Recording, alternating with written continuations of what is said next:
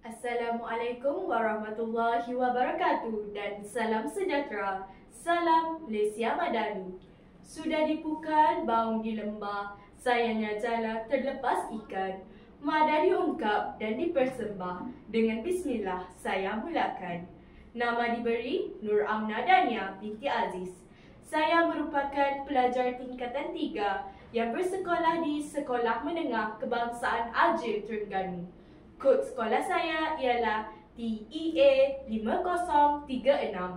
Saya memanfaatkan masa lapang saya dengan membaca buku. Saya juga mempunyai cita-cita tinggi untuk menjadi seorang pakar bedah yang berjaya pada satu hari nanti. Saya ingin berkongsi sebuah novel yang sangat menarik dalam bicara buku kali ini. Novel yang saya pilih ialah Bayang Sofia, karya Timia Abdullah. Novel ini mempunyai 492 halaman yang bercetak dan diterbitkan oleh Iman Publication pada tahun 2024. Sebelum kita menyelami kisah menarik dalam novel ini, mari kita kenali dahulu penulisnya. Timia Abdullah merupakan seorang penulis prolifik yang amat dekat dengan hati pembaca Malaysia. Antara karya terkenalnya ialah Pelukis Jalanan, Arkitek Jalanan, Impian Jalanan dan tentunya Bayang Sofia, novel yang akan saya kupas pada hari ini. Bayang Sofia mengisahkan Sofia, seorang wanita cekal, berdedikasi yang sering dihantui bayang masa lalu. Ia bekerja di syarikat Rais. Sofia juga seorang yang jenius. Namun begitu, dia turut mengalami masalah gangguan identiti. Kesannya, dia sering mencipta watak imajinasinya sendiri, iaitu dikenali sebagai seorang lelaki dari organisasi misteri. Watak lelaki yang diciptanya itu sering hadir dalam hidupnya sehingga pernah mengakibatkan dia ingin membunuh diri.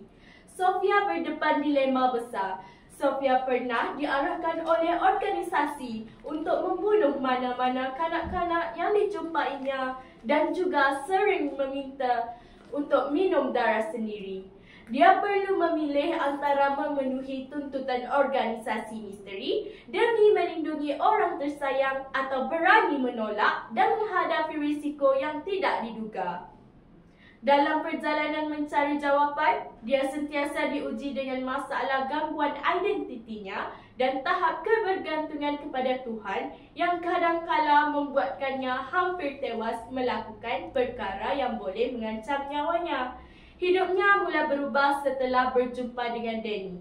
Hubungan mereka menjadi semakin akrab dan akhirnya termeterailah ikatan perkahwinan antara mereka. Dan dikurniakan 2 orang cahaya mata. Hal yang menarik minat saya, penulis menggunakan bahasa yang mudah difahami dan sesuai untuk semua pembaca.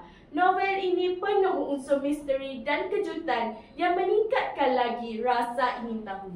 Seterusnya, buku ini menggunakan dialog yang realistik menjadikan watak lebih hidup.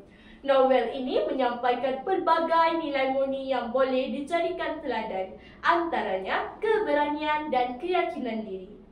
Sebelum bicara buku ini saya akhiri, saya mengesyorkan novel Bayang Sofia kepada anda semua yang mengembari kisah yang penuh misteri, konflik dan pengajaran hidup. Antara pengajaran yang saya peroleh dalam novel ini ialah kita hendaklah berfikir sebelum bertindak agar setiap keputusan tidak memakan diri kita sendiri. Selain itu, kita mestilah melakukan sesuatu perkara berlandaskan prinsip ketuhanan kerana itu adalah kunci untuk menghadapi cabaran hidup. Oleh itu, anda boleh dapatkan novel ini di mana-mana kedai buku yang berdekatan. Sebelum saya mengakhirkan kalam, izinkan saya mengungkapkan serangkap pantun. Cantik sungguh si bunga melati, buat hiasan di hari raya. Marilah kita sematkan di hati, bangsa membaca, bangsa berjaya. Sekian, wabillahi taufiq wal hidayah. Wassalamualaikum warahmatullahi wabarakatuh.